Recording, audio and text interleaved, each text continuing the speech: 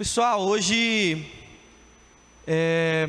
o tema da mensagem é cristianismo, desafios e heresias modernas.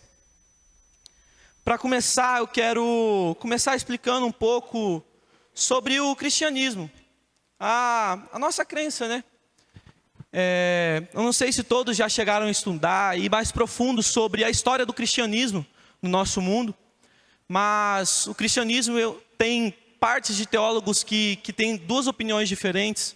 Dizem que o cristianismo ele se deu início quando Jesus ele começou a ministrar a sua história, ministrar para o povo daquela época.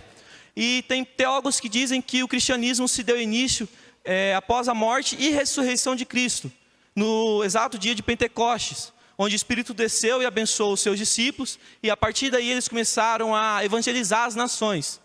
Então tem essas duas partes onde os teólogos eles debatem e dizem que de onde se deu início ao cristianismo.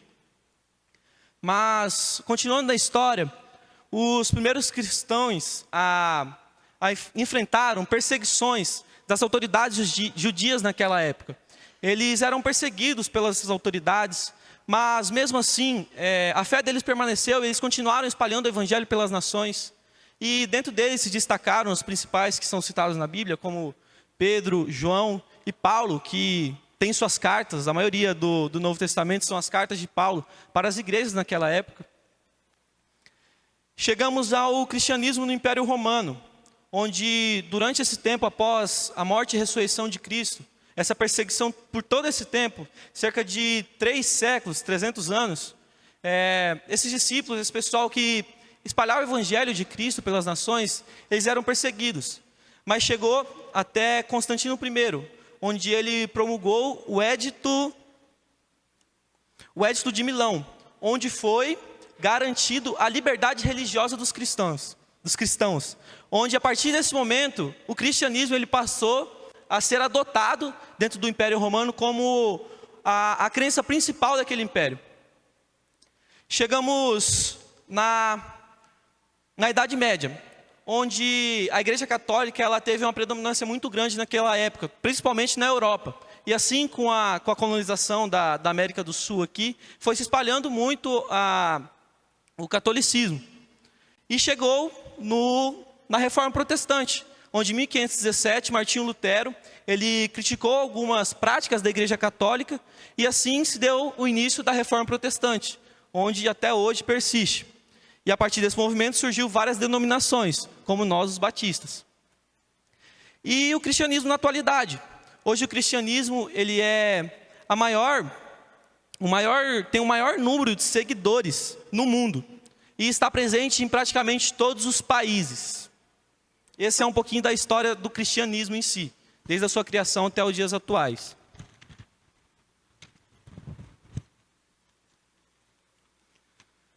Bom, mas como nós sabemos, tudo aquilo que a gente faz tem os seus desafios, aquilo que a gente precisa passar para alcançar nossos objetivos. Assim como aconteceu com os discípulos, como Pedro, Paulo, eles sofreram muitas coisas. E isso acontece nos dias atuais, conosco. Tem a questão da secularização da sociedade, onde muitas pessoas têm se afastado da igreja, se afastado de Cristo, por querer se apegar às coisas do mundo. Porque, querendo ou não, as pessoas que estão lá fora, olham para a gente, eles nos chamam até de caretas.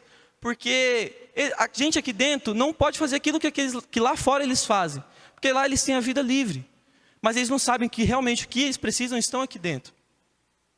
E essas pessoas têm se afastado cada vez mais da fé, se afastado de Deus. Tem o relativismo moral, que essas pessoas realmente elas acham que não existe o certo e o errado, que elas são livres para fazer tudo aquilo que toca no coração delas. Isso é uma coisa que não prejudica, mas que nos dificulta muito a espalhar o nosso evangelho, a espalhar o amor de Deus para a vida dessas pessoas. Porque elas pensam, eu vou para a igreja, mas eu não vou mais poder fazer isso vai estar sendo errado. E elas creem que nada é errado, nada é certo, elas podem fazer o que quiserem. Isso dificulta muito a gente espalhar o amor de Cristo na vida dessas pessoas. E hoje em dia ainda existem essas perseguições religiosas, como eu citei, que os discípulos passaram naquela época. Hoje em dia ainda acontece muito. Existem países no mundo que perseguem cristãos, que matam cristãos todos os dias. Dentro deles, a Coreia do Norte, Afeganistão, Somália e entre outros países que ainda perseguem a fé cristã. A influência das redes sociais e da internet, ela tem um ponto muito, como é que eu posso dizer? É um ponto muito forte nessa parte de desafios da nossa atualidade. Por mais que a internet ela seja um meio muito bom, onde nós conseguimos espalhar o evangelho para mais pessoas, alcançar mais pessoas, porque 99% das pessoas estão conectadas com a internet hoje em dia, sendo Instagram, TikTok e outras redes sociais. Mas por meio dessas redes sociais também as pessoas estão tendo muito acesso a conteúdos de desinformação.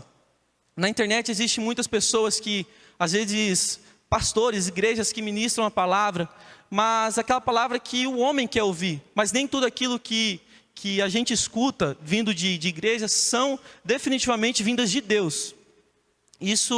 Muitas pessoas têm escutado isso pela internet. São os falsos ensinamentos, ou conhecido mais como heresias. E entrando nessa parte, as heresias e as falsas doutrinas, que são interpretações distorcidas da Bíblia, daquilo que Jesus separou para ser ensinado a nós. Essas heresias, elas são isso, só que distorcido, que sai totalmente do que está escrito, do que Jesus ele deixou para ser ensinado a nós. E entrando no ramo da heresia, tem muitas pessoas que confundem o erro teológico da heresia. Mas o que seria? Os dois parecem muito, mas o erro teológico, ele seria aquele erro, aquela diferença entre pensamentos, mas não aquilo que fere o ensinamento do cristianismo, aquilo que Jesus deixou para nós. Por exemplo, tem muitas denominações em relação à ceia, que às vezes só podem ceiar aqueles que são batizados, só podem ceiar adultos, crianças não ceiam. Isso são erros teológicos, pensamentos diferentes, mas isso não fere o nosso ensinamento, não fere o cristianismo, a base do cristianismo. Já a heresia é aquilo que fere o coração do cristianismo, que seriam todos aqueles ensinamentos que as pessoas dão, que divergem do básico do cristianismo mesmo, daquilo que Deus ensinou aos seus discípulos, que foi passando por gerações e gerações, aquilo que é ensinado na Bíblia, na palavra. E eu quero que vocês abram a Bíblia de vocês em Gálatas 1, do 6 ao 10.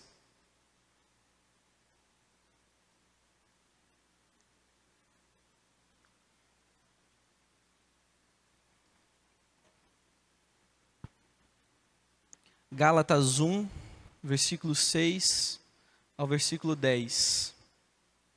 Que vai falar um pouco sobre... Paulo, ele deixou essa mensagem para a gente falando exatamente sobre isso. Sobre essas falsas mensagens, essas mensagens contraditórias daquilo que foi ensinado a eles. Diz assim: admiro-me de que vocês estejam abandonando tão rapidamente aquele que os chamou, pela graça de Cristo, para seguirem outro evangelho. Que na realidade não é o evangelho. O que ocorre é que algumas pessoas estão perturbando, querendo perverter o evangelho de Cristo. Contudo, ainda que nós, ou um anjo dos céus, anuncie um evangelho contrário ao que ensinamos a vocês, que seja amaldiçoado. Como já dizemos, agora repito, se alguém anuncia a vocês um evangelho contrário àquele que já receberam, que seja amaldiçoado. Acaso busco eu agora a aprovação dos homens ou a de Deus? Ou procuro agradar aos homens? Se eu ainda procurasse agradar a homens, não seria servo de Cristo. Cara, esse versículo aqui, essa passagem, né, esses versículos, eles tocaram muito meu coração, porque é exatamente isso, porque às vezes a nossa cabeça está muito alienada com ministrações, às vezes com coisas que a gente vê no Instagram, alguma coisa, que isso acaba nos tirando, a gente acaba dando mais, como é que eu posso dizer? A gente acaba dando prioridade a mais aquilo que é ensinado para a gente aqui na igreja, que é a palavra mesmo. E no versículo 6, como a gente leu, a gente percebe que muitos de nós estamos abandonando o evangelho sem perceber. Não é a questão de abandonando a igreja, mas a gente está trocando a Bíblia, às vezes por alguma opinião da internet, trocando a verdade por aquilo que nos agrada. Porque realmente a gente escutar uma palavra que vai nos agradar, aquilo realmente nos conforta. Mas às vezes aquilo que nos conforta não é aquilo que Deus quer que seja ministrado para a gente. E a gente às vezes está trocando a vontade de Deus pelos nossos desejos pessoais. Porque a vontade de Deus é que a gente sempre esteja aqui, esteja com Ele a cada momento. Mas às vezes chega num domingo de noite, a gente fala, hoje eu não quero ir para o culto, hoje eu vou ficar aqui em casa. E a gente acaba trocando esses nossos desejos pessoais por aquela vontade que Deus tem para nossas vidas. Porque às vezes Ele tem preparado uma palavra abençoada que a gente está precisando escutar, mas a gente fica em casa e não vem para a igreja. E nem tudo aquilo que parece espiritual vem de Deus. A gente precisa conhecer a palavra para não sermos enganados.